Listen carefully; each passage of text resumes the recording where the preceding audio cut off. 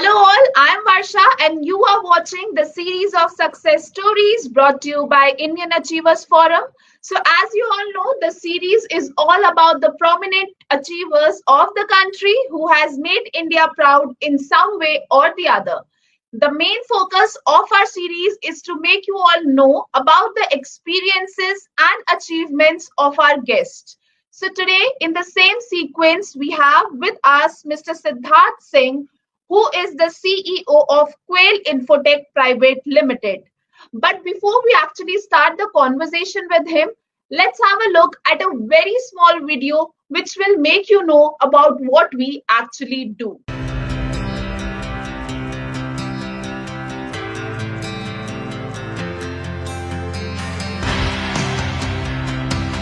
Indian Achievers Forum is driven by a full-fledged advisory board. The board consists of experienced personalities who have excelled in their respective careers.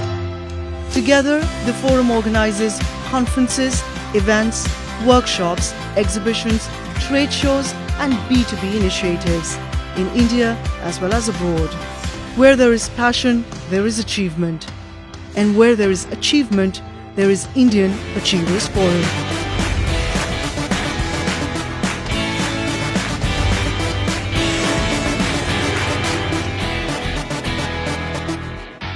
Hi, sir. How are you? Hi, Varsha. I'm doing good. Thank you. How are you doing? I'm good, sir. I'm very good. Okay, so before we actually move ahead in the show, sir, I would like you to tell us something about you and your profession. Thanks, Varsha. Thank you so much.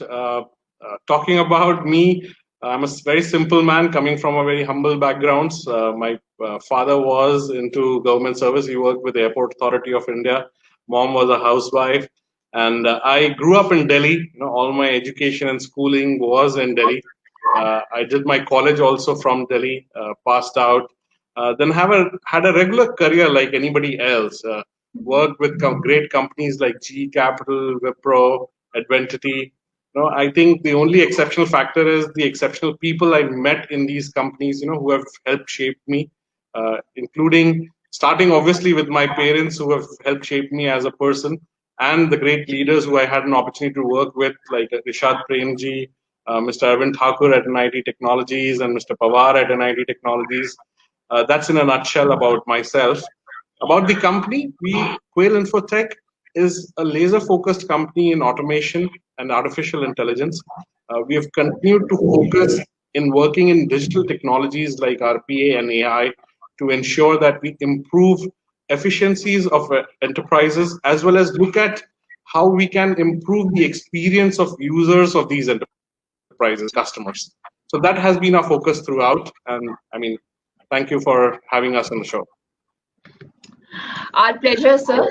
So, sir, how did this idea of starting up with this business, like with Quail Infotech, initiated in your mind? Good question, Varsha. I think the idea of wanting to start something on your own was not a new one, or it did not actually start with Quail. It started much before that. I started planning and wanting to do something as an enterprise, as our own company. I think probably 8 or 10 years back. While running businesses for large enterprises, you start feeling that why aren't you doing this for yourself? Why aren't you trying to build something? And obviously, the motive to build a legacy as an enterprise was a big driver of this fact. The next question, obviously, is why Quail? Why only Quail? That idea probably germinated when we started looking at automation and AI as technologies. So there was an intent to look at new sustainable technologies which will last the time and is future oriented. And that's where the idea of Quail as an enterprise germinated as such, and here we are today. Okay, lovely, sir, lovely. So, sir, talking about your journey of Quail Infotech, like what sort of challenges you have faced in your journey? Yeah, I think the challenges are typical. I would say that the first challenge started when I decided that I'll quit the corporate world and start my own company. So I think I was at the peak of my career. I was an executive vice president at NIT Technologies, doing well, had a hefty paycheck coming home. So you suddenly first decide something like this, and you have to go tell your family that, guys, I'm quitting this and now starting something. So that's the biggest challenge I think any entrepreneur faces. But the surprising aspect is that the family took it very, very well, and they were very supportive of it. There was no objection to it. Everybody said that, oh, you have worked hard in your career to get where you are, and you always have taken decisions with the right thing in mind. So we welcome this decision, and we are more than ready to back you up. And the same thing happened with my friends as well. So that was, I think, the first challenge any entrepreneur faces at a personal level. At an organization level, our challenges are very similar to any organization. If you look at most startups are focusing on how to manage funds, how to get the right team in place, how to hire the right folks, where to start operations from, how would I get my customers. And I think that is a journey all of us faced, is very similar to everybody else. So there's nothing different in the challenges. I think just there's one point though I would like to highlight at this time. It is one thing when I was starting off, a lot of my friends, a lot of peer groups and colleagues advise that when you start this journey, expect it to be very different from your corporate world. You have a certain respect in corporate world. People take your call. They're more than happy to meet you. But when you start your own company, that's not going to happen. Probably you will be in a position where people will stop taking your calls, and you'll feel that you're not getting that kind of attention. Now, that was obviously something which was in my mind, but the reality is that uh, it didn't happen like that for us. When I actually started my company, the support I received from my peers, colleagues, friends, and customers was enormous. And rather than them stop taking calls, it was the other way around. They were all talking to us, they were guiding us and advising us to do the right thing. So I think that's the only difference. In the experience that we had when we started the journey with Quail as such. Okay, lovely, sir. So, sir, everyone do have some future plans. So, talking about your future plans, what are your future plans for Quail Infotech? Okay, see, it's very with the kind of thought that it's very difficult to predict how the future goes, and being an entrepreneur, it's always been very dynamic for us. But we have very aggressive plans. We want to look at establishing true digital nature in companies across the board. Our intent is to look at transformation as a key feature for how enterprises operate today and are going to operate in the future.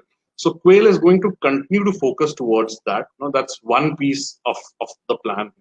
And the good thing is that the kind of technologies we work in is very conducive, and there's, the sky is the limit as such. There's so much good things happening in this area. Bringing this to India as a country is something which is very, very important and close to heart for me. So that's where we stand as of now. If you ask us, in terms of the focus as a business strategy, we'll continue to focus building new products for the market. We'll continue to build new services to the market. And our intention is to kind of gain the trust of our customers and ensure that we keep delivering for them. And I wish you all the very best for all these plans of yours, sir. So, now could you please elaborate about the services which your organization offers? Sure. Sure. So, see, the way we are structured, we've kind of created two parallel operational lines, right? So, one is where we operate only on pure play providing services, what we call as system integrator services or IT services for companies. This is where what we do is we come in, we guide the customer on digital technologies like robotic process automation, artificial intelligence, and we help them implement these technologies. That's one service line of ours. Now, this piece is not dependent on what technology the customer uses as such to implement their ideas. It's agnostic of technology. The second service line that we operate on is where we have a line or series of products that we have planned for these areas of artificial intelligence and robotic process automation.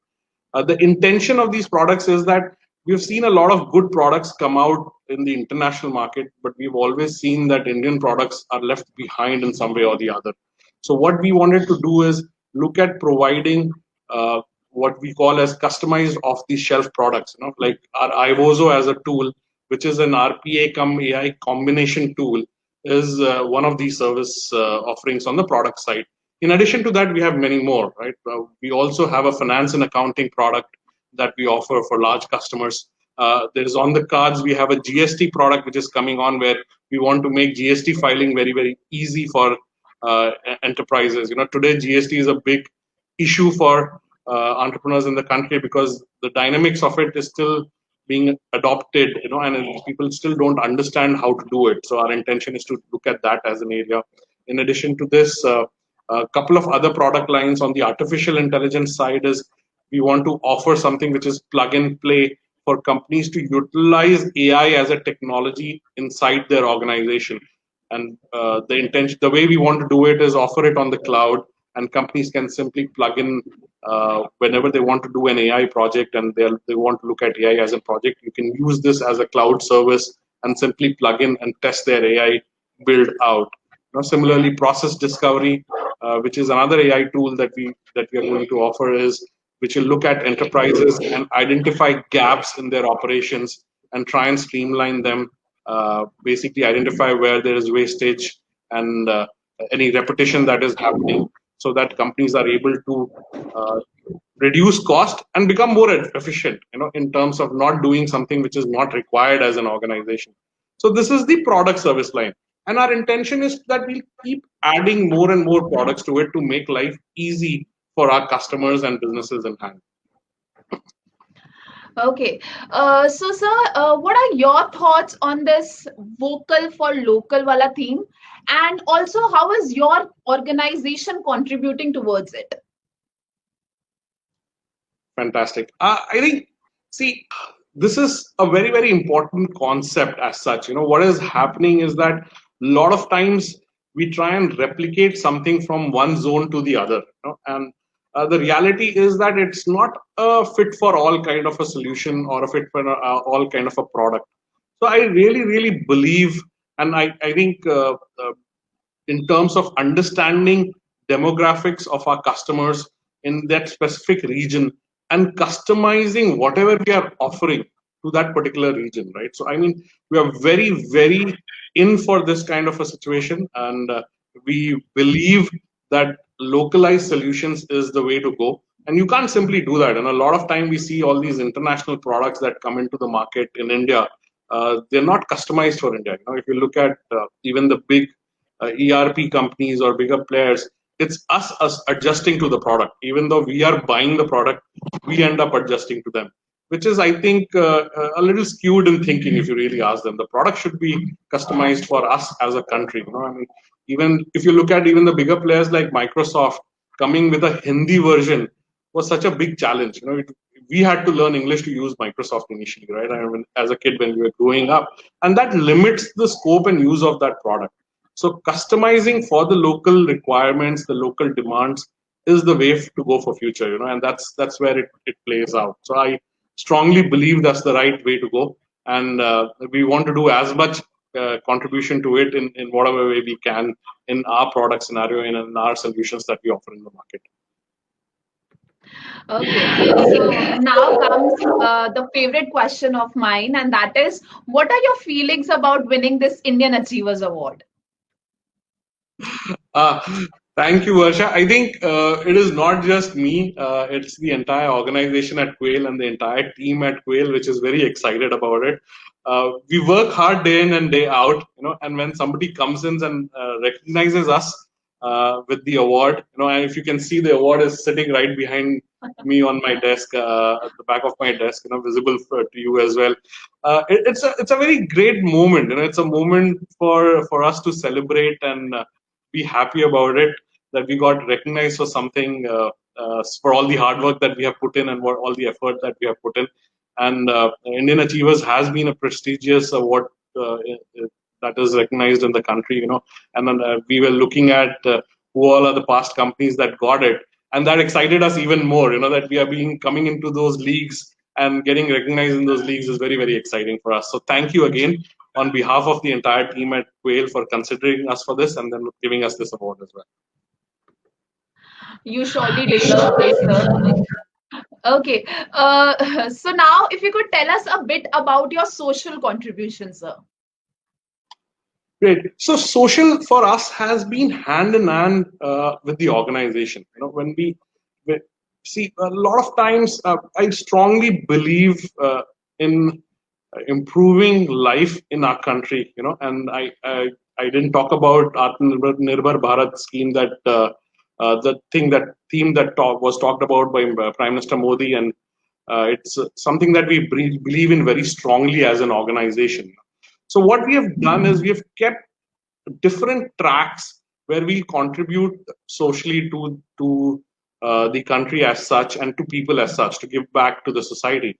So one track is where we strongly believe is the requirement in the country is the right education, which is the professional education aspect of it. So what we did is, when we launched our product Ivozo, within a short span of time, we also launched an academy of Ivozo and a community version of Ivozo. And consciously, as a team at Quail, I won't say it was only my decision. It was an organization decision, and my entire team was a part of that decision. We said that we will always keep this free. We want people to come and access it, use the tool, learn the tool, gain professional experience from the tool, which helps them understand how automation works, how AI works, and gives them real life knowledge to implement these things. So it improves their employability, plus it also improves their ability to enhance tools like us. And that has been an amazing experience for us. When we launched it, the kind of feedback we got was just brilliant, and we love that fact. Even today, whenever we talk to any candidate or any random person that I meet, I always tell them, please go ahead, come to my website, and please go ahead and learn it. I mean, just go ahead and experience the tool. I'd love to get feedback as well. Plus, if you can automate some portions of your life by using our tool, we are more than happy. We love that those stories, which makes your life easy by automating simple things that you do on a day-to-day basis. It can be as simple as tallying their own Excel sheets or sending responses out and stuff like that. So that was the education part. And my intention is to keep enhancing this piece. Our intention is that that academy will keep adding courses. Right now, we are focused at products that we have launched, but in future, we want to put in courses which we have not launched, but maybe some other company has launched, and we kind of can do a tie-up and provide those courses through our academy. So that piece has a track of its own, and we believe will help the country's youth in learning new technologies. And why youth? At any age, they can come in and learn this technology and kind of grow how they operate on things. That's one track. The second piece that we keep doing is with the society at hand. We did initiatives where even simple things like if we have this is a very random thing that actually came out. I was in office one day and discussing with our sales team, and a lady in the sales team was actually saying, I've got so many clothes which are lying from winter time, which I don't even wear. I don't know where to store them. So I said, why don't we launch something where we can all come in and donate these to people who really need? And everybody was so excited about it. HR actually ran it, and we ran a program. We tied up with a third-party agency, which actually came and collected the clothes and distributed them to the needy. But the whole company was excited about doing this as a simple activity, in terms of simply coming in together and doing something where we can give back to the society in whatever we can. So campaigns like these are something we keep running, and we'll continue to keep running. As we grow, probably we'll be able to invest more in this, and we'll be able to do more. We also tie up with local school children, where some of us go ahead and teach, not only us, but our families also. And my spouse also does that, where we go ahead and teach local kids. This is not proper education, but what we do is we provide tuitions if they're lacking in something. We help them in growing. So these are multiple initiatives, and I hope that we can continue doing this. And as we grow, more and more people will come in and support us in this initiatives of ours. Okay. So, sir, before concluding the session, what piece of advice you would, give to our generation today, those who want to be an entrepreneur someday? Oh yeah, I mean, I'm still not there to give advice, but I'll be more than happy to share what my learnings have been, and I'll be more than glad to kind of help anybody out. I keep talking to youngsters, I keep talking to young guys who are planning to start something or are excited about it. I think there's a few things that I'd like to say. Number one is get your objectives right. I mean, first priority is to understand what do you want to do. What problem do you want to solve? Identifying these become very important before you start a journey. Don't just become an entrepreneur because you feel that, oh, I can't work in a corporate environment, I want to set up something on my own. That's not the right attitude. The right attitude would be that this is a problem I've identified, and I know this is what I can do to help solve that problem. Get your objectives right. Second portion is don't run after money. A lot of times I talk to entrepreneurs and their first reaction is, if I get funding, my solution is done. I mean, I've achieved success in life. Matter of fact, as Quail, we haven't gone for funding yet. We are a self-funded company, and we have been a very profitable company from the very beginning. Our objective was to run a business. We will go for funding at some point of time, but funding itself is not an objective. It's just a means to the objective. So be very clear about it. Don't run after money. Money is a byproduct. It will happen on its own. If your solution is right, if your plan is right, if the problem that you are addressing is a real problem, money will happen on its own. That's the second piece of advice from my side. And the third piece is, guys, perseverance is a must. Success doesn't happen on day one. There is a lot of ups and downs in business. You start off, you'll see some failures, you'll see some successes, but stick at it. Perseverance is something that will get you there. Stick at it and keep evolving. Don't be adamant. If you stick at it and be adamant, it doesn't really help you. What really helps is that sticking at a course, but also doing course corrections as per the advice that you're getting, as per the feedback you're getting. So if you have the right combination of perseverance with the changes that you make to what you are doing, you will be successful in your life. So that's my two bits about this matter. And I wish every one of the young entrepreneurs to come out and do your own thing. And I wish them all success. It'll be wonderful to see more and more new entrepreneurs coming out from the country. And awesome advice it is, sir, I must say. So, sir, thank you so much for being with us today. And it was lovely talking to you. And I wish you all the very best for all your future projects too. And may you continue to inspire us. Thank you so much, sir. Thank you so much, Varsha. Wish you the best as well. Keep inspiring people like us. And we are excited about all this. Wish you the best as well. Have a good day. Thank you, sir. Thank you so much. Bye.